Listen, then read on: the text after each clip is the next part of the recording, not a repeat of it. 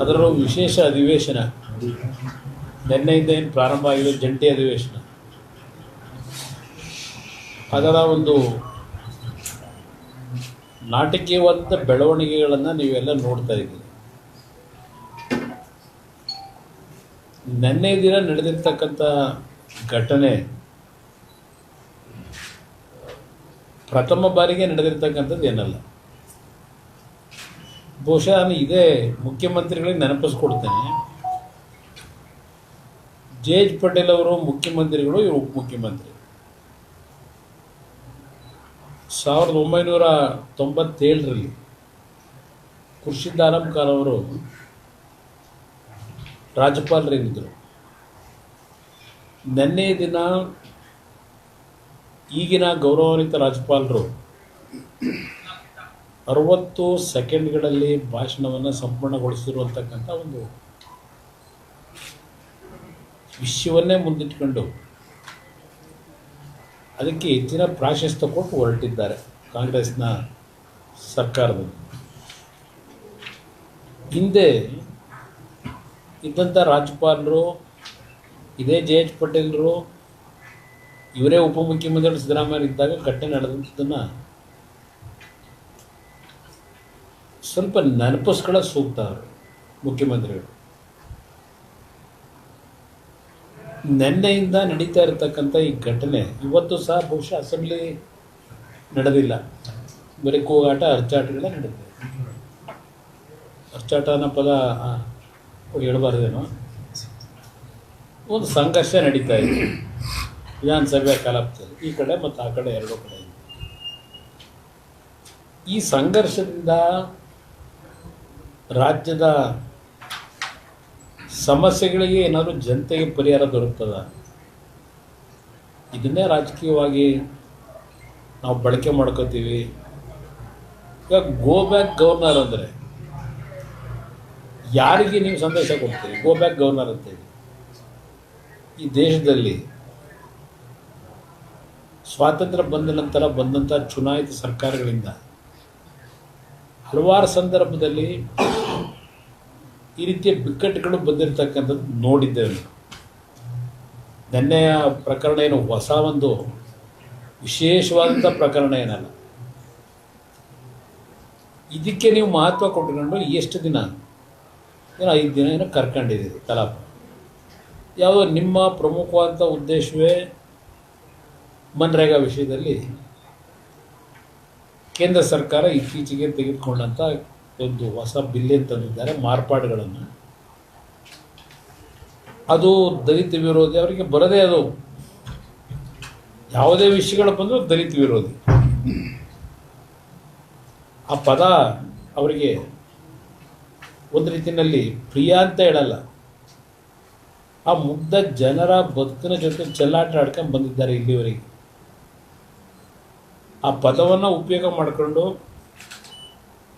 ಇವರ ಸ್ಥಾನಮಾನಗಳನ್ನು ಭದ್ರ ಮಾಡ್ಕೊಳ್ಳಿಕ್ಕೋಸ್ಕರ ಅಷ್ಟೇ ಈ ಪದ ಬಳಕೆ ಮಾಡ್ತಾರೆ. ಅವರು ಶಕ್ತಿ ದೊರಕ್ತದೆ ನಮಗೆ ಅಂತೇಳಿ ದಲಿತ ಅಂತ ಹೆಸರಿಡ ತಕ್ಷಣ ಆ ಮುಗ್ಧ ಜನರ ಜೊತೆ 50 ಈಗ ಕಳೆದ 75 ವರ್ಷದಿರಲಿ, ಈ ಸರ್ಕಾರ ಬಂದ ಮೇಲೆ ಕಳೆದ 2-3 ವರ್ಷದಲ್ಲಿ 2.5 ವರ್ಷ ಕಂಪ್ಲೀಟ್ ಆಗಿದೆ, ಒಂದು 3 ತಿಂಗಳು 3 ವರ್ಷ ಮುಗಿಯುತ್ತೆ. ಹಲವಾರು ಚರ್ಚೆಗಳಾಯ್ತಲ್ಲ ಇವರು 5 ಗ್ಯಾರಂಟಿ ಬಗ್ಗೆ. SCP STP ಹಣ ಯಾವ ರೀತಿ ಕಟ್ ಶಾರ್ಟ್ ಮಾಡ್ಕೊಂಡ್ರು, ಆ ದುಡ್ಡನ್ನ ಯಾವ ರೀತಿ ಡೈವರ್ಟ್ ಮಾಡ್ಕೊಂಡಿದ್ದಾರೆ, ದಲಿತರಿಗೆ SC ST ಹೋಗಬೇಕಾದಂಥ ಹಣವನ್ನು ಅದಕ್ಕೆ ಸಮಜಾಯಿಷಿಗಳೇನು ಕೊಟ್ಕೊಂಡು ಬಂದಿದ್ದಾರೆ, ಇದೆಲ್ಲ ನಾವು ನೋಡ್ತಾ ಇದ್ದೀವಿ. ಇಲ್ಲಿ ಗೋ ಬ್ಯಾಕ್ ಗವರ್ನರ್ ಅನ್ನೋದು ಬರೀ ಕೇವಲ ರಾಜಕೀಯದ ನಾಟಕೀಯ ಅಂತ ಅದಕ್ಕೆ ಹೇಳಿ, ಅದಕ್ಕೆ ಉಪಯೋಗ ಆಗುತ್ತೆ ಅಷ್ಟೇ. ನೀವು ಯಾರಿಗೆ ಅರ್ಜಿ ಕೊಡ್ತೀರಿ ಗೋ ಬ್ಯಾಕ್ ಗವರ್ನರ್ ಅಂತ ಹೇಳಿ? ಬಹುಶಃ ಕರ್ನಾಟಕ ರಾಜ್ಯದಲ್ಲಿರ್ತಕ್ಕಂಥ ರಾಜ್ಯಪಾಲರು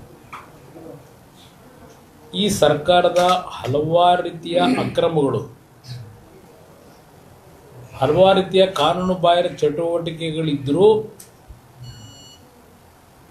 ಈ ಸರ್ಕಾರಕ್ಕೆ ಡಿಸ್ಟರ್ಬ್ ಮಾಡಿಲ್ಲ. ಇವರು ಹಲವಾರು ರೀತಿಯ ಅಕ್ರಮಗಳು ನಡೆದಿದೆ ಈ ಸರ್ಕಾರದಲ್ಲಿ. ಗವರ್ನರ್ ಅವರ ಪರಿಮಿತಿಗೆ ಆ ಅಕ್ರಮಗಳು, ಕಾನೂನು ಬಾಹಿರವಾಗಿ ತೆಗೆದುಕೊಂಡಂಥ ನಿರ್ಧಾರಗಳ ಬಗ್ಗೆ ಈ ಸರ್ಕಾರದಲ್ಲಿ ಹಲವಾರು ರೀತಿಯ ಗೌರವಾನ್ವಿತ ರಾಜ್ಯಪಾಲರು ಕ್ರಮ ತೆಗೆದುಕೊಳ್ತಕ್ಕಂಥದ್ದಕ್ಕೆ ಅವಕಾಶಗಳಿದ್ದರೂ ಬೇರೆ ರಾಜ್ಯಗಳಲ್ಲಿ ನಡೀತಾ ಇರತಕ್ಕಂಥ ರಾಜಕೀಯಕ್ಕೆ ಈಗಿನ ಇಲ್ಲಿಯ ರಾಜ್ಯಪಾಲರು ಎಂದೂ ಸಹ ಸಂಘರ್ಷ ಮಾಡಲಿಕ್ಕೆ ಹೋಗಲಿಲ್ಲ. ಎಲ್ಲದಕ್ಕೂ ಸಹಕಾರ ಕೊಟ್ಕೊಂಡು ಬಂದಿದ್ದಾರೆ. ನಿನ್ನೆ ದಿನ ಜಂಟಿ ಅಧಿವೇಶನದಲ್ಲಿ ಏನು ರಾಜ್ಯಪಾಲರ ಕೈಯಲ್ಲಿ ಭಾಷಣ ಮಾಡಿಸ್ಬೇಕು ಅಂತ ಹೇಳಿ ಅದೊಂದು ಪ್ರತೀತಿ ಇಟ್ಕೊಂಡಿದ್ದೇವೆ. ಪ್ರತಿ ವರ್ಷ ಸದನದ ಒಂದು ಜಂಟಿ ಸದಸ್ಯರ ಉದ್ದೇಶ ಮಾತನಾಡ್ತಕ್ಕಂಥದ್ದು ಸಂವಿಧಾನ ಚೌಕಟ್ಟಿನಲ್ಲಿ ಇಟ್ಕೊಂಡಿದ್ದೇವೆ. 11 ಪ್ಯಾರಗಳ ಬಗ್ಗೆ ಚರ್ಚೆನೂ ಆಗಿದೆ. ಅದೆಲ್ಲ ಬಿಡಿಸಿ ಹೇಳಲಿಕ್ಕೆ ಹೋಗಲ್ಲ. ಈಗ ಹಲವಾರು ಕೇಂದ್ರ ಸರ್ಕಾರದ ಯೋಜನೆಗಳು ಜಾರಿಗೆ ತರಲಿಕ್ಕೆ ಒಪ್ಪಿಗೆ ಕೊಟ್ಟು ಹಣ ಬಿಡುಗಡೆ ಆಗಿರತಕ್ಕಂಥದ್ದಕ್ಕೆ ಈ ಸರ್ಕಾರ ಕೇಂದ್ರ ಸರ್ಕಾರ ಜೊತೆ ಕೆಲವು ವಿಷಯಗಳಿಗೆ ಎಷ್ಟರ ಮಟ್ಟಿಗೆ ಸಹಕಾರ ಕೊಟ್ಟಿದ್ದಾರೆ. ಇತ್ತೀಚೆಗೆ ನಿಮ್ಮ ನ್ಯಾಷನಲ್ ಹೈವೇ ಪ್ರಾಜೆಕ್ಟ್ಗಳು 7-8 ಪ್ರಾಜೆಕ್ಟ್ಗಳು ಯಾಕೆ ವಾಪಸ್ ಹೋಯಿತು? ಕಾಮಗಾರಿ ಪ್ರಾರಂಭ ಮಾಡೋದು ಕಾರಣ ಯಾರದಕ್ಕೆ? ಆ ಒಂದು ನ್ಯಾಷನಲ್ ಹೈವೇ ಪ್ರಾಜೆಕ್ಟ್ಗಳಿಗೆ ಭೂಸ್ವಾಧೀನ ಪ್ರಕ್ರಿಯೆ ಮಾಡಿ ಆ ಯೋಜನೆಯ ಕೆಲಸ ಪ್ರಾರಂಭ ಮಾಡಲಿಕ್ಕೆ ನೀವು ಎಷ್ಟರ ಮಟ್ಟಿಗೆ ಸಹಕಾರ ಕೊಟ್ರಿ? ಆ ದುಡ್ಡು ಯಾಕೆ ವಾಪಸ್? ಸುಮಾರು ಒಂದು ಉದಾಹರಣೆ ನಿಮಗೆ ಕೊಡ್ತಾ ಇದ್ದೀನಿ. ಈ ಸರ್ಕಾರ ಯಾವ ರೀತಿ ನಡ್ಕೊತಿದ್ದಾರೆ. ಈಗ ಕೇಂದ್ರ ಸರ್ಕಾರಕ್ಕೆ ಪ್ರತಿಯೊಂದು ರೈತರು ಬೆಳೆದಂಥ ಬೆಳೆ ವಿಷಯದಲ್ಲಿ ಈ ವರ್ಷ ಕೆಲವು ಬೆಳೆಗಳು ನಮ್ಮ ನಿರೀಕ್ಷೆಗೂ ಮೀರಿ ರೈತರು ಬೆಳೆದಿದ್ದಾರೆ. ಆ ಬೆಳೆದಂಥ ರೈತರನ್ನ ನೀವು ಎಷ್ಟರ ಮಟ್ಟಿಗೆ ಕಾಪಾಡಿದಿರಿ? ಮುಖ್ಯಮಂತ್ರಿಗಳು ಒಂದು ಕೇಂದ್ರಕ್ಕೆ, ಪ್ರಧಾನಮಂತ್ರಿಗಳಿಗೆ ಪತ್ರವನ್ನು ಬರೀತಾರೆ. MSP ಮಧ್ಯಸ್ಥಿಕೆ ಒಳಗೆ ಕೇಂದ್ರ ಸರ್ಕಾರ ನೀವು ಕೊಂಡ್ಕೋಬೇಕು ಇದೆಲ್ಲ ಪತ್ರ ಬರೆದ್ರಾಗುತ್ತಾ? ಈ ವರ್ಷ ಯಾವ್ಯಾವ ದವಸ ಧಾನ್ಯಗಳನ್ನು ರೈತರು ಬೆಳೆದಿದ್ದಾರೆ, ತೊಗರಿ ಇರ್ಬೋದು, ಅಲ್ಲಿಂದ ಮೂಗ್ ದಾಲ್ ಇರ್ಬೋದು, ಅಲ್ಲಿಂದ ಮೆಕ್ಕೆಜೋಳ ಇರ್ಬೋದು, ಎಷ್ಟು ಪ್ರಮಾಣದಲ್ಲಿ ಬೆಳೆದಿದ್ದಾರೆ, ನಮಗೆ ಎಷ್ಟು ಪ್ರಮಾಣದಲ್ಲಿ ಕೇಂದ್ರ ಸರ್ಕಾರದ ನೆರವು ದೊರಕಬೇಕು, ಅಫೆಟ್ಟಿಂದ ಇರಲಿ ಯಾವುದೇ ಇಲಾಖೆಗಳು.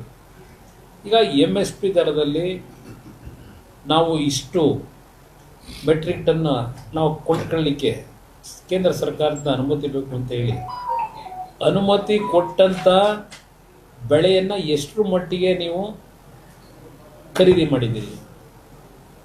ಶ್ವೇತಪತ್ರ ಹೇಳಿ ಜನಗಳ ಮುಂದೆ.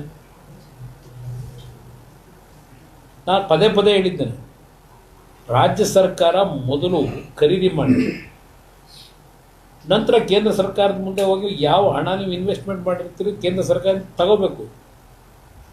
ಇದು ಇರ್ತಕ್ಕಂಥ, ನಾನು 2 ಬಾರಿ ಮುಖ್ಯಮಂತ್ರಿ ಆಗಿ ಹಲವಾರು ಬಾರಿ ಇಂಥ ಸಮಸ್ಯೆಗಳು ಬಗೆಹರಿಸಿದ್ದೀನಿ. ಪ್ರಥಮ ಬಾರಿಗೆ ಮಾವಿನ ಬೆಲೆ ಕುಸಿತ ಆದಾಗ, ಮಾರಾಟ ಮಾಡೋಕ್ಕಾಗದೇ ಇದ್ದಾಗ ಕೇಂದ್ರ ಸರ್ಕಾರದ ಮುಂದೆ ಹೋದ್ರು ಅರ್ಜಿ ಹಿಡ್ಕೊಂಡು. ನಾನು ಎಂದೂ ಸಹ 2 ಬಾರಿ ನಾನು ಮುಖ್ಯಮಂತ್ರಿಯಾಗಿ ಮಾವಿನ ಬೆಳೆ ಕುಸಿತ ಆದಾಗ ಬೆಲೆ ರಾಜ್ಯ ಸರ್ಕಾರ ದುಡ್ಡು ಕೊಟ್ಟೆ ನಾನು ಮುಖ್ಯಮಂತ್ರಿಯಾಗಿ. ಇವರು ಕೇಂದ್ರ ಸರ್ಕಾರ ಅಂತ ಹೋದರು. ಕೇಂದ್ರ ಸರ್ಕಾರದಲ್ಲೂ ಪ್ರಥಮ ಬಾರಿಗೆ ಮಾವಿನ ಬೆಳೆಗೆ ಹಣ ಕೊಟ್ಟರು. ನೀವು ಎಷ್ಟು ದಿನ ಹಿಂಗೆ ಸಂಘರ್ಷ ಮಾಡ್ಕೊಂಡು ಹೋಗ್ತೀರಿ? ನಾನು ಹೇಳ್ತಾನೆ ಇದನ್ನು 100 ಬಾರಿ ಹೇಳಿ, ಸಂಘರ್ಷದಿಂದ ನಿಮ್ಮ ಸಮಸ್ಯೆಗಳಿಗೆ ಪರಿಹಾರ ದೊರಕಲ್ಲ. ಹೋಗಬೇಕು, ಕನ್ವಿನ್ಸ್ ಮಾಡಬೇಕು. ಇದು ಬಿಟ್ಟು ನೀವು ಪ್ರತಿನಿತ್ಯ ಕೇಂದ್ರ ರಾಜ್ಯ ಸರ್ಕಾರದ ಬಗ್ಗೆ ನಿಮ್ಮಲ್ಲಿ ಕಿತ್ತಾಡ್ಕೊಂಡು ಕೂತಾರೆ. ಕೇಳೋರು ಯಾರು ನಿಮ್ಮನ್ನ? ನಾವು ಅಷ್ಟು ಲಕ್ಷ ಕೋಟಿ ಕೇಂದ್ರ ಸರ್ಕಾರದ GST ಹಣ ಕಟ್ತಾ ಇದ್ದೀವಿ. ಕಟ್ತಿದ್ದೀವಪ್ಪ, ಜನ ಕಟ್ತಾರೆ, ನೀವೆಲ್ಲ ಕಟ್ತಾ ಇರೋರು. GST ಸಿಸ್ಟಮ್ಮು ಬಂದ ಮೇಲೆ ಹೌದು ಹೆಚ್ಚಿನ ರೀತಿಯಲ್ಲಿ ಇವತ್ತು ಹಣ ಸಂಗ್ರಹ ಆಗ್ತಾಯಿದೆ.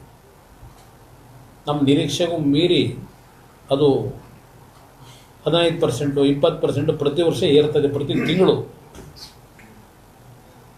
ಇವತ್ತು ಈ ಫೈನಾನ್ಸ್ ಕಮಿಷನ್ ಬಗ್ಗೆ ನೀವೇನು ಹೇಳ್ತೀರಿ? ಈ ಫೈನಾನ್ಸ್ ಕಮಿಷನ್ ಅಂತಕ್ಕಂಥದ್ದನ್ನು ರಚನೆ ಮಾಡಿದಾರೆ ಯಾರು? ಜವಾಹರ್ಲಾಲ್ ನೆಹರು ಇದ್ದಾಗಲೇ ಫೈನಾನ್ಸ್ ಕಮಿಷನ್ನ ರಚನೆ ಮಾಡಿದ್ದು. ಅವ್ರ ಕಾಲದಲ್ಲೇ ಕೆಲವು ಗೈಡ್ಲೈನ್ಸ್ನ ತಂದಂಥದ್ದು. ಆ ಗೈಡ್ಲೈನ್ಸ್ನಲ್ಲಿ ನಮಗಾಗ್ತಕ್ಕಂಥ ಅನಾಹುತ ಏನಿದೆ ಅಲ್ಪ ಚರ್ಚೆ ಮಾಡಿ ಸರಿಪಡಿಸ್ಕೊಳ್ಳಿ. ಕೇಂದ್ರ ಸರ್ಕಾರ ಬೈದರೆ ಏನಾಗುತ್ತೆ? ಅದರಿಂದ ಇವತ್ತು ರಾಜ್ಯ ಸರ್ಕಾರ ಮತ್ತು ವಿರೋಧ ಪಕ್ಷಗಳು ಎರಡಕ್ಕೂ ನಾನು ಮನವಿ ಮಾಡ್ತೇನೆ. ಹಲವಾರು ಸಮಸ್ಯೆಗಳನ್ನು ಎದುರಿಸ್ತಾ ಇದ್ದೇವೆ. ಒಂದು ಸದನದಲ್ಲಿ ರಾಜ್ಯದ ಸಮಸ್ಯೆಗಳಿಗೆ ಉತ್ತಮವಾದಂಥ ರೀತಿಯ ಒಂದು ಚರ್ಚೆಗಳಾಗಬೇಕು ಅನ್ನೋದು ಜನತೆ ನಿರೀಕ್ಷೆಯನ್ನು ಇಟ್ಕೊಂಡಿದ್ದೀರಿ, ಮಾಧ್ಯಮದ ಸ್ನೇಹಿತರೇ ನಿರೀಕ್ಷೆ ಇಟ್ಕೊಂಡಿದ್ದೀರಿ. ಆ ನಿಟ್ಟಿನಲ್ಲಿ ಕೆಲಸ ಮಾಡ್ಕೊಳ್ಳಿ ಅಂತಕ್ಕಂಥದ್ದನ್ನು ಎರಡೂ ಸದನದ ಎರಡೂ ಕಡೆಗೂ ನಾನು ಹೇಳಲಿಕ್ಕೆ ಬೇಕು.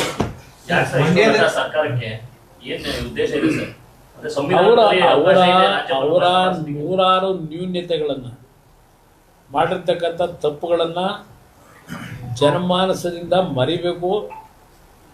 ಅದಕ್ಕೆ ಈ ದೊಡ್ಡ ಮಟ್ಟದ ಪ್ರಚಾರ ಕೊಟ್ಕೊಂಡು ಅವ್ರು ಮಾಡಿರ್ತಕ್ಕಂಥ ತಪ್ಪುಗಳ ಮುಚ್ಕೊಳ್ಳಿಕ್ಕೆ ಇದು ನಡೀತಾ ಇದೆ ಅಷ್ಟೇ. ಅದು ಹೊರತುಪಡಿಸಿ ಇವರಿಗೆ ಏನು ಸಾಧನೆ ಆಗಲ್ಲ. ಸರ್, ಮಂಡ್ಯದಲ್ಲಿ ಕೈಗಾರಿಕೆ ತೆರೆ ವಿಚಾರದಲ್ಲಿ ಕುಮಾರಸ್ವಾಮಿ ಅವರು ಸುಳ್ಳು ಹೇಳ್ತಾ ಇದ್ದಾರೆ, ಯಾವುದೇ ಮಾಡ್ತಾರೆ ಅಂತ ಕುಮಾರಸ್ವಾಮಿ ಹೇಳ್ತಾರೆ. ನನಗೆ ಅವರ ರಿಯಾಕ್ಷನ್ಗಳಿಗೆ ಉತ್ತರ ಕೊಡಬೇಕಂತ ಅನವಶ್ಯಕ. ಅವರಿಂದ ನನಗೆ ಸರ್ಟಿಫಿಕೇಟ್ ಬೇಕಿಲ್ಲ. ಮಂಡ್ಯ ಜಿಲ್ಲೆಗೆ ಏನು ಮಾಡಬೇಕು ಅಂತಕ್ಕಂಥದ್ದಕ್ಕೆ ಕೇಂದ್ರದಲ್ಲಿ ನಾನು ಇನ್ನೂ 3 ವರ್ಷದ ಅವಧಿ ಇದೆ. ಮಂಡ್ಯ ಜಿಲ್ಲೆಗೆ ಏನು ಮಾಡಬೇಕು ಅನ್ನೋದು ಅವರಿಂದ ನಾನು ಹೇಳಿಸ್ಕೊಂಡು ಮಾಡಬೇಕಾಗಿಲ್ಲ. ನನಗೂ ಸ್ವಲ್ಪ ಪರಿಜ್ಞಾನ ಇದೆ. ಜನತೆಯ ನಿರೀಕ್ಷೆ ಏನಿದೆ ಆ ನಿರೀಕ್ಷೆಯನ್ನು ತಲುಪಲಿಕ್ಕೆ ನಾನು ಏನು ಮಾಡಬೇಕು, ಕರ್ತವ್ಯ ಏನು ಮಾಡಬೇಕು ಅದು ಮಾಡಂತೆ. ಅವ್ರಿಗೆ ನಾನು ಉತ್ತರ ಕೊಡಬೇಕು. ಕುಮಾರಸ್ವಾಮಿ ಅವರು ಬರೀ ಬಾಯಲ್ಲಿ ಹೇಳ್ತಿದ್ದಾರೆ, ಕಂಪನಿಯಿಂದ ನೇರವಾಗಿ ಅರ್ಜಿ ಹಾಕ್ಸ್ಬೋದಾಗಿತ್ತು. ಆದ್ರೆ ಕುಮಾರಸ್ವಾಮಿ ಅವರು ಬರೀ ಬಾಯಿ ಮಾತಲ್ಲಿ ಹೇಳ್ತಾರೆ. ನಾನೇ ಮುಖ್ಯಮಂತ್ರಿಗಳಿಗೆ ಪತ್ರ ಬರೆದಿದ್ದೀನಿ. ಈಗ ಮುಖ್ಯಮಂತ್ರಿಗಳಿಗೆ ಪತ್ರ ಬರೆದು ಇಮ್ಮಿಡಿಯೇಟ್ ಆಗಿ ಪಾಪ ಇವ್ರ ಆಸೆ ನೆರವೇರಿಸ್ಬೇಕಲ್ಲ. ಇವ್ರ ಆಸೆ ನೆರವೇರಿಸೋಕ್ಕೋಸ್ಕರಲೇ ನನ್ನದೇ ಆದಂಥ ಇಲಾಖೆಯಲ್ಲಿ 500 ಕೋಟಿ ರೂಪಾಯಿಗಳನ್ನು ಇನ್ವೆಸ್ಟ್ಮೆಂಟ್ ಮಾಡಿ ಒಂದು ಇಶ್ಯೂಗೆ ಈಗಾಗಲೇ ನಾನು ಚಾಲನೆ ಕೊಟ್ಟಿದ್ದೇನೆ. ಮುಖ್ಯಮಂತ್ರಿಗಳಿಗೆ ಪತ್ರನೂ ಬರೆದಿದ್ದೀನಿ. ಆದೇಶ GON ಇಶ್ಯೂ ಮಾಡಿದ್ದೀವಿ. ಆ ಒಂದು ERIನಿಂದ ಒಂದು ಯೂನಿಟ್ ಹಾಕ್ಲಿಕ್ಕೆ ಆ ಆದೇಶನೂ ಮುಖ್ಯಮಂತ್ರಿ ಕಾಪಿ ತಲುಪಿಸಿದ್ದೀವಿ. ಏನು ಉಲ್ಲೇಖ? ಜಾಗ ಕೊಡಿ ಅಂತಲೇ ಹೇಳಿದ್ದೀನಿ. ಅವ್ರು ಹೇಳ್ತಾರದ್ದು ನೇರವಾಗಿ ಕಂಪ್ನಿಯವರು ಬರೆಯಬೇಕು, ಕುಮಾರಸ್ವಾಮಿ ಅವರಲ್ಲ ಅಂತ ಪ್ರಶ್ನೆ ಮಾಡ್ತಾರೆ. ARI ಕೇಂದ್ರ ಸರ್ಕಾರದ ಹೆವಿ ಇಂಡಸ್ಟ್ರಿಯ ಸ್ವಾಧೀನದಲ್ಲಿರ್ತಕ್ಕಂಥ ಸಂಸ್ಥೆ. ಆ ಸಂಸ್ಥೆಗೆ ಜಾಗ ಕೊಡಿ ಅಂತ ಹೇಳಿ ಕೇಂದ್ರದ ಜವಾಬ್ದಾರಿಯುತವಾದಂಥ ಮಂತ್ರಿಯಾಗಿ ಪತ್ರ ಬರೆದಿರೋದು. ನನ್ನ ಇಲಾಖೆಯಿಂದಲೇ ಮಾಡ್ತೀವಿ ಅಂತ ನಾನು ಬರೆದ. ಇನ್ಯಾರ ಕೈಲಿ ಬರೆಸ್ತೀರಿ? ಇದೆಲ್ಲ ಬಂದು ಹೇಳ್ತಾರೆ ನಿಮ್ಮ ಹತ್ರ. ಅಲ್ಲೆಲ್ಲ 100 ಎಕರೆ ಕೊಡಿ. ಇವ್ರು MLAಗಳಿಗೆ ಕೊಡೋಕ್ಕೆ ಪವರ್ ಇದೆಯಾ? 100 ಎಕರೆ 200 ಎಕರೆ ಲ್ಯಾಂಡ್ ಕೊಡೋಕ್ಕೆ ಪ್ರೊಸೀಜರ್ ಇದೆಯಲ್ಲ. KDPದು ಅಲ್ಲಿಂದ ತೀರ್ಮಾನಗಳಾಗಬೇಕಲ್ವಾ? ಒಂದು ಬ್ರದರ್, ಇವತ್ತು ಮಂಡ್ಯ ಜಿಲ್ಲೆಯಲ್ಲಿ ನಾನು ಹಲವಾರು ಮೀಟಿಂಗ್ ಮಾಡಿದಾಗ ನಿಮ್ಮ ಜಿಲ್ಲಾಧಿಕಾರಿಗಳು ಹೇಳಿದ್ರು ಲ್ಯಾಂಡ್ ಹುಡುಕ್ಬೇಕು ಸರ್, ಲ್ಯಾಂಡ್ ಇಲ್ಲ ಅಂತ ಹೇಳ್ಕೊಂಬಂದರು. ಈಗ ಒಂದು ರಾಜಕೀಯ ಮಾಡ್ತಾ ಇದ್ದಾರೆ. ಅವ್ರು ರಾಜಕೀಯ ಮಾಡ್ಕೊಳ್ಳಿ, ನನಗೆ ಅವ್ರಿಗೆ ಉತ್ತರ ಕೊಡಲ್ಲ. ಮಂಡ್ಯ ಜಿಲ್ಲೆಯಲ್ಲಿ ಯಾವ ಭಾಗದಲ್ಲಿ ನೀವು KDPಯಿಂದ ಒಂದು ಇಂಡಸ್ಟ್ರಿಯಲ್ ಲೇಔಟ್ನ ಮೊದಲು ತೆಗಿಬೇಕಲ್ಲ. ನೀವು ಇಂಡಸ್ಟ್ರಿಯಲ್ ಲೇಔಟ್ ಫಾರ್ಮ್ ಮಾಡಿ ಆಮೇಲೆ ಬರ್ತಾರೆ. ಮೊನ್ನೆ ಒಂದು ಇನ್ಸಿಡೆಂಟ್ ಆಯಿತು ನನಗೆ. ಈಗ ನಾನು ಯಾವ ರೇರ್ ಅರ್ತ್ ಮ್ಯಾಗ್ನೆಟ್ನ ಪ್ರೊಡಕ್ಷನ್ ಮಾಡ್ತಕ್ಕಂಥದ್ದಕ್ಕೆ ಏನು ನಮ್ಮ ಇಲಾಖೆಗೆ ಜವಾಬ್ದಾರಿ ಕೊಟ್ಟಿದ್ದಾರೆ. ಮೊನ್ನೆ ಸ್ಟೇಕ್ ಹೋಲ್ಡರ್ಸ್ ಮೀಟಿಂಗ್ ಮಾಡಿದ್ದೀನಿ. ಸುಮಾರು 26 ಕಂಪನಿಗಳನ್ನ ಕರೆಸಿದ್ದೆ. ಮೀಟಿಂಗ್ ಮಾಡಿದ್ದೀನಿ 3 ಗಂಟೆ. ಈಗ ಒಂದು 15 ದಿವಸದಿಂದ 5 ಜನಕ್ಕೆ ನಾವು ಟೆಂಡರ್ನಲ್ಲಿ ಅಪ್ರೂವ್ ಮಾಡ್ತಾ ಇದ್ದೇವೆ ಬಿಡರ್ಸ್ನ. ಕರ್ನಾಟಕದವ್ರದ್ದೇ ಒಂದು ಯುವಕರ ಒಂದು ಸಂಸ್ಥೆ ಮೋಟ್ರ್ಗಳನ್ನು ತಯಾರು ಮಾಡ್ತಾ ಇದ್ದಾರೆ. ಅವರು ಮೋಟ್ರ್ ಇಂಜಿನ್ಗಳನ್ನ ಅವರು ಈ ರೇರ್ ಅರ್ತ್ ಮ್ಯಾಗ್ನೆಟ್ನ ಪ್ರೊಡಕ್ಷನ್ಗೆ ನಮಗೊಂದು ಅವಕಾಶ ಕೊಡಿ, ನಮ್ಗೆ ಆಸ್ಟ್ರೇಲಿಯಾದಿಂದ ರಾ ಮೆಟೀರಿಯಲ್ ತರಿಸ್ತಕ್ಕಂಥದ್ದಕ್ಕೆ ಎಲ್ಲ ನಾವು ಸ್ವಲ್ಪ ಈಗಾಗಲೇ ಒಂದು ಮಾತುಕತೆ ನಡೆಸ್ತಾ ಇದ್ದೀವಿ ಅಂತಕ್ಕಂಥದ್ದು ಪ್ರಸ್ತಾಪ ತಂದರು. ನಾನು ಅವರಿಗೆ ಏನಾದರೂ ಮಾಡಿ ಮಂಡ್ಯದಲ್ಲಿ ಹಾಕೋದ್ರೆ ನಾನು ಎಲ್ಲ ರೀತಿ ಸಹಕಾರ ಕೊಡ್ತೀನರಪ್ಪ ಅಂದರೆ ಏನು ಹೇಳಬೇಕು ಅವರು? ಸರ್ ಕರ್ನಾಟಕದಲ್ಲಿ ಉಪಯೋಗ ಬರಲ್ಲ ಸರ್, ಮಾಡೋಕ್ಕಾಗಲ್ಲ, ನೀವೇನಾದರೂ ಮಾಡಿ ಚಂದ್ರಬಾಬು ನಾಯ್ಡು ಅವ್ರಿಗೆ ಹೇಳಿ ನಮಗೆ ಸ್ವಲ್ಪ ಕಡಿಮೆ ರೇಟಲ್ಲಿ ಭೂಮಿ ಕೊಡಿಸಿದ್ರೆ ನಮಗೆ ವಿಶಾಖಪಟ್ಟಣದ ಪೋರ್ಟ್ ಇದೆ, ನಾವು ಪ್ರೊಡಕ್ಷನ್ ಮಾಡಿದ್ದು ಬೇರೆ ಕಡೆಗೆ ರಫ್ತು ಮಾಡೋದಕ್ಕೆ, ಬೇರೆ ಕಡೆಯಿಂದ ರಾ ಮೆಟೀರಿಯಲ್ನ ಆಮದು ಮಾಡ್ಕೊಳ್ಳೋದಕ್ಕೆ ಪೋರ್ಟ್ ಇರೋದ್ರಿಂದ ನಮ್ಗೆ ಅನುಕೂಲ ಆಗುತ್ತೆ, ನಮ್ಗೆ ಅಲ್ಲ ಜಾಗ ಕೊಡಿಸಿ ಸರ್. ಅಲ್ಲ, ಏನ್ ಸಮಸ್ಯೆ ಸರ್ ರಾಜ್ಯ ಈ ದರಿದ್ರ ಸರ್ಕಾರ ಕೇಳಿ ಏನು ಸಮಸ್ಯೆ ಅಂತೇಳಿ ನನ್ನಲ್ಲ ಕೇಳೋದು. ಅವ್ರು ಹೇಳಿಲ್ವಾ ಸರ್ ನಿಮ್ಮ ಹತ್ರ? ಯಾರು? ರಾಜ್ಯ ಸರ್ಕಾರದಿಂದ ಈ ಕ್ಷಣದವರೆಗೆ ರಾಜ್ಯ ಸರ್ಕಾರದ ಯಾವನೇ ಮುಖ್ಯಮಂತ್ರಿ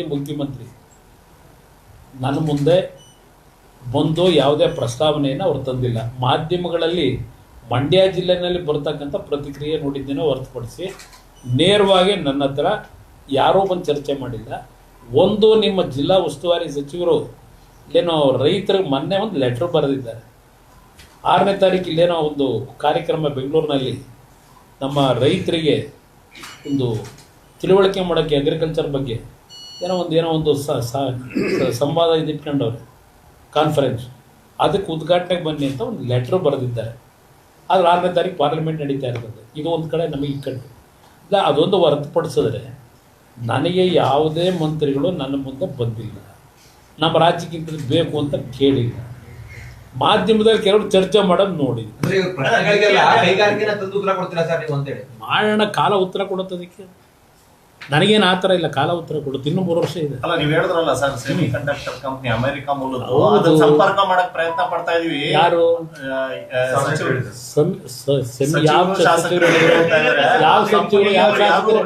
ಯಾವ ಸಚಿವರು ಹೇಳಿದ್ರು? ಎಂ ಬಿ ಪಾಟೀಲ್ ಹೇಳಿರೋದು ನೇರವಾಗಿ ಅವರು ಸಂಪರ್ಕ ಮಾಡಲಿ ಅಂತ. ಈಗಾಗಲೇ ಇಂಡಸ್ಟ್ರಿಯ ಸೆಕ್ರೆಟರಿ ಏನಿದ್ದಾರೆ ಅವರಿಗೆ ಒಂದು ಪತ್ರ ಹೋಗಿದೆ, ಅವರಿಂದ ಕಂಪ್ನಿಯಿಂದ ಅವರೇ ಕಳಿಸ್ಕೊಂಡಿದ್ದಾರೆ. ನಾವು ಶತಪ್ರಯತ್ನ ಪಟ್ಟು ಇವತ್ತು ಇಲ್ಲಿ ಇನ್ವೆಸ್ಟ್ ಮಾಡ್ತಕ್ಕಂಥವ್ರನ್ನ ತರಲಿಕ್ಕೆ ನಾನು ಯಾರ್ಯಾರಿಗೆ ಎಷ್ಟೇ ಶ್ರಮ ಆಗ್ತದೆ ನನಗೆ ಗೊತ್ತು. ಈ ಸರ್ಕಾರ ಎಷ್ಟು ಮಟ್ಟಿಗೆ ಇವತ್ತು ಈ ರಾಜ್ಯದಲ್ಲಿ ಇಂಡಸ್ಟ್ರಿ ತರ್ತಕ್ಕಂಥದ್ದಕ್ಕೆ ಎಷ್ಟರ ಮಟ್ಟಿಗೆ ಪ್ರಭಾವ ಬೀರ್ತಾವ್ರೆ ಅಂತಕ್ಕಂಥದ್ದು ಗೊತ್ತು ನನಗೆ. ಬೇರೆ ರಾಜ್ಯಕ್ಕೆ ಏನಾಗ್ತಿದೆ, ನಮ್ಮ ರಾಜ್ಯದಲ್ಲಿ ಏನಾಗ್ತಿದೆ, ಇದೆಲ್ಲ ನೋಡ್ತಾ ಇದ್ದೀನಿ. ಇಷ್ಟೆಲ್ಲ ಪ್ರಯತ್ನಗಳಾಗ್ತಾ ಇದ್ರು, ಯಾಕೆ ಇಷ್ಟು ಟೀಕೆಗಳಾಗ್ತಾ ಇದೆ ಅಂತೇಳಿ? ಟೀಕೆ ರಾಜಕೀಯವಾಗಿ ಮಾಡ್ತಾರೆ, ಪಾಪ ಹೇಳ್ತಾ ಇಲ್ವಾ? ಭಾವನಾತ್ಮಕವಾಗಿ ಮಾತಾಡ್ತಾರೆ, ನೀವು ಮಾತಾಡಿದ್ರೆ ನೀವು ಭಾವನಾತ್ಮಕವಾಗಿ ಮಾತಾಡಿದ್ರೆ ನಿಮ್ಗೆ ಹಿಡ್ಕೊಂಡಿರೋ ಯಾರು? ಅವ್ರ ಥರ ನಾನು ಮಾತಾಡೋಕ್ಕಾಯ್ತದ? ಮೊನ್ನೆ ಏನು ಹೇಳೋರು ಹೇಳಿ? ಅದಂತೂ ಈ ಮಂಡ್ಯ ಜಿಲ್ಲೆ ಒಳ್ಳೇದಾಗಬೇಕು ಅಂದರೆ ಜನತಾದಳ ಒದ್ದೋಡಿಸ್ಬೇಕಂತಲ್ಲ, ಜನತಾದಳ ಒದ್ದೋಡಿಸ್ಬೇಕಂತ. ಈ ಜಿಲ್ಲೆ ಇವರೊಬ್ಬರೇ ಗುತ್ತಿಗೆ ತಗೊಂಡಿರೋರು, ಯಾರು ತೋರಿಸ್ತಾರೆ ತೋರಿಸ್ತಾರೆ ಮುಂದೆ ಗೊತ್ತಾಗುತ್ತೆ. ಸರ್, MSP ದವ್ರದ್ದು ಹೇಳ್ತಾ ಇದ್ರಿ, ಯಾಕೆ ಅಂತಂದ್ರೆ ಪ್ರತಿ ವಾರವೂ ಕೂಡ ಖರೀದಿ ಕೇಂದ್ರಗಳು ನೋಡಿ, ಈ ಸರ್ಕಾರ ಬ್ರೋಕರ್ಸ್ಗಳಿಗಿರೋ ಸರ್ಕಾರ ಇದು. ರೈತನಿಗೆ ಒಳ್ಳೇದು ಮಾಡಬೇಕು ಅಂತಕ್ಕಂಥ ಸರ್ಕಾರ ಅಲ್ಲ. ರೈತನ ಹತ್ರ ಮಾಲಿದ್ದಾಗ ಒಂದು ಖರೀದಿ ಕೇಂದ್ರ ಪ್ರಾರಂಭ ಮಾಡಿ ಮೊದಲು ತಗೊಳ್ಳಲ್ಲ. ರೈತ ಸಂಕಷ್ಟಕ್ಕೆ ಒಳಗಾಗಿ ದುಡ್ಡಿಲ್ಲದೆ ಈ ಬ್ರೋಕರ್ಗಳಿಗೆ ಮಾರ್ತಾರಲ್ಲ, ಆಮೇಲೆ ಖರೀದಿ ಕೇಂದ್ರ ಮಾಡ್ತಾರೆ. ಅಷ್ಟರೊಳಗೆಲ್ಲ ಮುಗಿದೋಗಿರ್ತದೆ ರೈತರ ಕತೆ. ಅದರಿಂದ ಈ ಬ್ರೋಕರ್ ಸರ್ಕಾರಕ್ಕೆ ನಾನು ಚರ್ಚೆ ಮಾಡೋಕ್ಕಾಯ್ತಿಲ್ಲ. ಎಷ್ಟು ಸಲ ಅಡ್ವೈಸ್ ಮಾಡೋದು. ನಾನು ಮಂತ್ರಿ ಇದ್ದೆ, ಮುಖ್ಯಮಂತ್ರಿ ಇದ್ದೆ. ಭತ್ತದ ಬೆಲೆ ಕಡಿಮೆ ಆದಾಗ ಖರೀದಿ ಕೇಂದ್ರ ಯಾವಾಗ ಪ್ರಾರಂಭ ಮಾಡಿದೆ ನಾನು? ರೈತರೆಲ್ಲ ಮಾರಾಟ ಮಾಡ್ಕೊಂಡ್ಮೇಲೆ ಮಾಡೋದನ್ನ. 2028ಕ್ಕೆ ಜನರ ಸರ್ಕಾರ ಬರ್ತದೆ ಅಂತ ಹೇಳಿದ್ರೆ, ಜನತೆ, ಕರ್ನಾಟಕ ರಾಜ್ಯದ ಜನತೆಯ ಸರ್ಕಾರ ಬರುತ್ತೆ. ಜನ ಅವ್ರ ಸರ್ಕಾರ ಅವರು ಆಯ್ಕೆ ಮಾಡ್ತಾರೆ. ನಾನು ಹೇಳ್ತಿರೋದು ಅವ್ರ ಸರ್ಕಾರ ಆಯ್ಕೆ ಮಾಡ್ತಾರೆ. ಸರ್ಕಾರ ಬರುತ್ತೆ ಅಂತ ಏನೋ ಅಂತ ಹೇಳಿದ್ರು. ಜನತೆಯ ನೇತೃತ್ವದ ಸರ್ಕಾರ ಇದು. ಜನರ ಅಭಿಲಾಷೆ ಮೇರೆಗೆ ಜನತೆಯ ಆಸೆಗಳೇನಿದೆ, ಜನತೆಯ ಸಂಕಷ್ಟಗಳಿಗೆ ಪರಿಹಾರ ಕೊಡ್ತಕ್ಕಂಥ ಜನತೆಯ ಸರ್ಕಾರ 28ಕ್ಕೆ ಕರ್ನಾಟಕದ ಕನ್ನಡಿಗರು ಅಧಿಕಾರಕ್ಕೆ ತರ್ತಾರೆ ಅಂತಕ್ಕಂಥ ವಿಶ್ವಾಸ. ಸರ್, ದೇವೇಗೌಡರು ಹೇಳ್ತಾರೆ ಸ್ಥಳೀಯ ಸಂಸ್ಥೆಗಳಲ್ಲಿ ಮೈತ್ರಿ ಇರೋದಿಲ್ಲ, ಸ್ಪರ್ಧೆ ಮಾಡ್ತಾರೆ ಅಂತ. ಆದ್ರೆ ವೈಯಕ್ತಿಕವಾಗಿ ಹೇಳಿದ್ದಾರೆ. ಈಗ ಹಿಂದೆ ಮಹಾರಾಷ್ಟ್ರದಲ್ಲಿ ಈಗ ಮೊನ್ನೆ ಚುನಾವಣೆ ಆಯಿತು, ಉಪಮುಖ್ಯಮಂತ್ರಿಗಳು ಅಲ್ಲಿರ್ತಕ್ಕಂಥವ್ರು ಅವರವರದೇ ಆದ ರೀತಿಯಲ್ಲಿ ಸ್ಥಳೀಯ ಚುನಾವಣೆ ನಡೆಸಿರೋದು ನೋಡಿದ್ವಿ. ಅಂಥ ಒಂದು ವಾತಾವರಣ ಇವತ್ತೇನು ಸ್ಥಳೀಯವಾಗಿ ನೋಡ್ತಾ ಇದ್ದೀವಿ ಬೇರೆ ರಾಜ್ಯದಲ್ಲಿ, ಅದರ ಹಿನ್ನೆಲೆಯಲ್ಲಿ ಹೇಳ್ಕೊಂಡಿರ್ಬೋದು. ಆದರೆ ನಾವು JDS ಮತ್ತು BJP ಮೈತ್ರಿ ಮುಖಾಂತರವೇ ಇಂಥ ಒಂದು ಕೆಟ್ಟ ಭ್ರಷ್ಟ ಸರ್ಕಾರ ಕಿತ್ತಾಗಬೇಕು ಅಂತಕ್ಕಂಥ ದೃಷ್ಟಿಯಿಂದ ಇವತ್ತು ಜನತೆಯ ನಿರೀಕ್ಷೆ ಅಪೇಕ್ಷೆ ಏನಿದೆ ಆ ಹಿನ್ನೆಲೆಯಲ್ಲಿ ಏನು ತೀರ್ಮಾನ ಮಾಡಬೇಕು ಮಾಡ್ತೀವಿ. ಕಾರ್ಯಕರ್ತರಲ್ಲಿ ಈಗ ನ್ಯಾಚುರಲ್ ಅದು. ಕಾರ್ಯಕರ್ತರಲ್ಲಿ ಈಗ ಸ್ಥಳೀಯ ಸಂಸ್ಥೆಗಳಲ್ಲಿ ಕಾಂಪಿಟೇಷನ್ ಇದೆ, ಎಲ್ಲ ಪಕ್ಷದಲ್ಲೂ ಇರುತ್ತೆ. ಆ ಹಿನ್ನೆಲೆಯಲ್ಲಿ ಅವರವ್ರ ವೈಯಕ್ತಿಕವಾದಂಥ ಒಂದು ಸ್ಥಾನಮಾನಗಳಿಗೋಸ್ಕರ ಚರ್ಚೆ ಆಗ್ತದೆ. ಅಂತಿಮವಾಗಿ ಕೂತು ಈಗಾಗಲೇ ಉಸ್ತುವಾರಿಗಳು ನೇಮಕ ಮಾಡಿದ್ದಾರೆ BJP, ಚರ್ಚೆ ಮಾಡಿ ತೀರ್ಮಾನ ಮಾಡಿ. ಏನಿಲ್ಲ, ಈಗಾಗಲೇ ನಿಖಿಲ್ ಕುಮಾರಸ್ವಾಮಿಯವರು 53 ತಾಲೂಕು ಕೇಂದ್ರಗಳಲ್ಲಿ ಈಗಾಗಲೇ ಸಭೆ ಮಾಡಿದ್ದಾರೆ. ಈಗ ಮುಂದಿನ ವಾರ, ಈಗ ನಾಳೆ ಹಾಸನದಲ್ಲಿ ಬೃಹತ್ ಸಮಾವೇಶ ಇದೆ. 1 ಲಕ್ಷಕ್ಕೂ ಹೆಚ್ಚಿನ ಕಾರ್ಯಕರ್ತರ ಸಮಾವೇಶ. ನಮ್ಮ ಪಕ್ಷದ 25 ವರ್ಷದ ಬೆಳ್ಳಿ ಹಬ್ಬವನ್ನು ಪ್ರಥಮವಾಗಿ ಹಾಸನದಲ್ಲಿ ಬೃಹತ್ ಸಮಾವೇಶದ ಮುಖಾಂತರ ಏನು ಮಾಡ್ತಾ ಇದ್ದೇವೆ. ಮುಂದಿನ ದಿನಗಳಲ್ಲಿ ಎಲ್ಲ ಜಿಲ್ಲೆಗಳಲ್ಲೂ ಆ ಕಾರ್ಯಕ್ರಮವನ್ನು ಮುಂದುವರಿಸ್ತೀವಿ. ಕೇಂದ್ರದ ಬಜೆಟ್ನಲ್ಲಿ ರಾಜ್ಯದ ನಿರೀಕ್ಷೆಗಳೇನು ಸರ್? ರಾಜ್ಯದ ಕೆಲವು ಒಂದು ರಾಜ್ಯಕ್ಕೆ ಸೀಮಿತವಾಗಿ ಕೇಂದ್ರದ ಬಜೆಟ್ ಇರಲ್ಲ. ಇಡೀ ದೇಶದ ಅಭಿವೃದ್ಧಿಗೆ ಪೂರಕವಾದಂಥ ರೀತಿಯಲ್ಲಿ ಕಾರ್ಯಕ್ರಮಗಳನ್ನು ಘೋಷಣೆ ಮಾಡ್ತಾರೆ ಬಜೆಟ್. ನೋಡೋಣ ಏನೇನು ಕೊಡ್ತಾರೆ. ಸರ್, ರಾಜ್ಯ ಮರಳುವಂತ ಸುಳಿವು ಕೊಟ್ಟಿದ್ದೀರಾ ಸರ್? ಯಾವ ಜಿಲ್ಲೆಯಿಂದ ಸ್ಪರ್ಧೆ ಮಾಡ್ತಾರೆ? ನನಗೆ ಕರ್ನಾಟಕವೇ ನನ್ನ ಒಂದು ಪರಿಮಿತಿ. ಅದರ ಹಿನ್ನೆಲೆ ಬರುತ್ತೆ. ಅದೆಲ್ಲ ನೀವು ಮಾಧ್ಯಮದಲ್ಲಿ ಊಹಾಪೋಹದಲ್ಲಿ ಏನು ಬರೀತಾ ಇದ್ದೀರಿ, ಅದು ಯಾವುದು ವಾಸ್ತವಾಂಶ ಇಲ್ಲ. ನಿಖಿಲ್ ಕುಮಾರಸ್ವಾಮಿ ಅವರ ಭಾವನೆ ಇರೋದು ಮೊದಲು ಈ ಪಕ್ಷದ ಒಂದು ಶಕ್ತಿಯನ್ನು, ಸಂಘಟನೆಯನ್ನು ಬೆಳೆಸಬೇಕು. ನನ್ನ ವೈಯಕ್ತಿಕವಾದ ಸ್ಥಾನಮಾನಗಳಿಂದ ಈ ಪಕ್ಷಕ್ಕೆ ಒಂದು ಶಕ್ತಿ ತುಂಬಬೇಕು ಅಂತಕ್ಕಂಥ ದೃಷ್ಟಿ ಇಡೀ ರಾಜ್ಯದಲ್ಲಿ ಏನು ಪ್ರವಾಸ ಮಾಡ್ತಾ ಇದ್ದಾರೆ. ಅವರು ಯಾವುದೇ ಕ್ಷೇತ್ರದ ಬಗ್ಗೆ ಆಸಕ್ತಿ ಇನ್ನೂ ಹೊಂದಿಲ್ಲ. ಆ ಸಮಯ ಬಂದಾಗ ಚುನಾವಣೆ ಇನ್ನೂ 2 ವರ್ಷ ಇದೆ ನೋಡಿ. ಅಲ್ಲ ಸರ್, ನೀವು ರಾಮನಗರದಲ್ಲಿ ನನಗೆ ಜನ ಎಲ್ಲ ಅಪೇಕ್ಷೆ. ಈಗ ನನಗೆ ಊಹೆ ಇರಲಿಲ್ಲ ಮಂಡ್ಯದಲ್ಲಿ ನಾನು ಲೋಕಸಭೆಗೆ ನಿಲ್ತೀನಿ, ಪುಟ್ಟರಾಜಣ್ಣನ ನಿಲ್ಲಿಸಬೇಕು ಅಂತ ಇತ್ತು. ಅವತ್ತು ಅನಿವಾರ್ಯಂಥ ಪರಿಸ್ಥಿತಿಯಲ್ಲಿ ಕಾರ್ಯಕರ್ತರುಗಳು ಪುಟ್ಟರಾಜಣ್ಣನು ಸೇರಿದಾಗೇನೆ ಇಲ್ಲ, ಈ ಟೈಮ್ ನೀನು ನಿಲ್ಲಬೇಕು ಅಂದ್ರೆ ನಿಲ್ತೀನಿ. ನನಗೆ ಗೊತ್ತಿರಲಿಲ್ಲ ನಾನು ಪಾರ್ಲಿಮೆಂಟಿಗೆ ನಿಲ್ತೀನಿ ಅಂತ, ನನಗೆ ಗೊತ್ತಿರಲಿಲ್ಲ ಕೇಂದ್ರದಲ್ಲಿ ಮಂತ್ರಿ ಆಯ್ತೀನಿ ಅಂತ. ಪಾಪ ನಮ್ಮ ಹಳೆ ಸ್ನೇಹಿತರುಗಳೆಲ್ಲ ಮೂಲೋಯ್ತು JDS ಅಂತ. ಈಗಿರೋದೇ ಅವ್ರಿಗೆ ಯೋಚನೆ JDS, ಇನ್ಯಾವ ಪಕ್ಷದ ಮೇಲೆ ಅವ್ರಿಗೆ ಯೋಚನೆ ಇಲ್ಲ. ಟೆನ್ಷನ್ ಅಂತ ಹೇಳಿದ್ರೆ ಅವ್ರು ದೊಡ್ಡ ಪಕ್ಷ, ಅವರು ಬಹಳ ದೊಡ್ಡ ಪಕ್ಷ. ಈಗ ಮನ್ರೇಗಾಗೆ ಟವಲ್ ಕಟ್ಕೊಂಡು ರಾಷ್ಟ್ರೀಯ ಅಧ್ಯಕ್ಷರು, ಅಲ್ಲಿಂದ ಯುವ ನಾಯಕರು ರಾಹುಲ್ ಗಾಂಧಿಯವರು ಈಗ ಬೈದಿಟ್ಕೊಂಡು ಹೊರಟಾರೆ. ನನಗೆ ಯೋಚನೆ ಆಗಿರೋದು ಪರ್ಮನೆಂಟ್ ಆಗಿ ದುನಿಗೋದು ಕೆಲಸಕ್ಕೆ ಎಲ್ಲಿ ಹೋಗ್ಬಿಡ್ತಾರೋ ಅಂತ ನನಗೆ ಭಯ.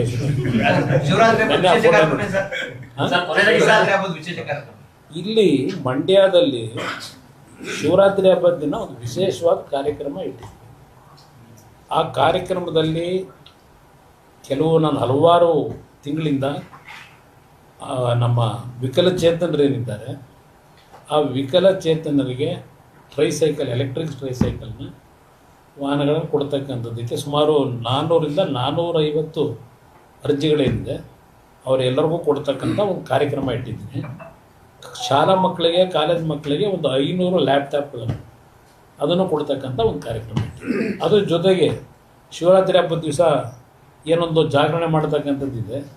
ಹಲವಾರು ರೀತಿಯ ಒಂದು ಕಾರ್ಯಕ್ರಮಗಳು ಏರ್ಪಾಡು ಮಾಡಿದ್ದೇವೆ. ನಾನು ಸಹ ಕಾರ್ಯಕ್ರಮದಲ್ಲಿ ಅವೆಲ್ಲ ನಾವು ಪಕ್ಷದ ಇರ್ತೀನಿ. ರಾತ್ರಿ ಕಾರ್ಯಕ್ರಮ ಮುಗಿಯೋವರೆಗೂ ಇರ್ತೀನಿ. ಸರ್, ದೇವೇಗೌಡರು ಹೇಳಿಕೆ ಆದ್ಮೇಲೆ ಸರ್ ಮಂಡ್ಯ ಜನ ಬಿಜೆಪಿ ನಾಯಕರು ನಾವು ಸ್ವತಂತ್ರವಾಗಿ ಸ್ಪರ್ಧೆ ಮಾಡ್ತೀವಿ, ಅವರವ್ರ ಭಾವನೆ ಅವ್ರು ವ್ಯಕ್ತಪಡಿಸಿದ್ದಾರೆ. ಅಂತಿಮ ತೀರ್ಮಾನ ರಾಜ್ಯ ಮಟ್ಟದಲ್ಲಿ ತೀರ್ಮಾನ. ಲೋಕಲ್ ಫೈಟ್ಸ್ ಮೈತ್ರಿ ಕಂಟಿನ್ಯೂ ಆಗುತ್ತೆ ಸರ್. ನೋಡಿ ಏನು ಈಗ ನಾವು ಸಾಧ್ಯವಾದ ಮಟ್ಟಿಗೆ ಎಲ್ಲ ಕಡೆ ಮೈತ್ರಿಯ ಒಪ್ಪಂದದ ಮುಖಾಂತರ ಹೋಗ್ಬೇಕು ಅಂತ ಎರಡೂ ಕಡೆ ಇದೆ. ಅದಕ್ಕೆ ಡಿಸ್ಟರ್ಬ್ ಆಗದಾಗ ನೋಡ್ತೀವಿ. ಮಂಡ್ಯದ ಕೆಲವು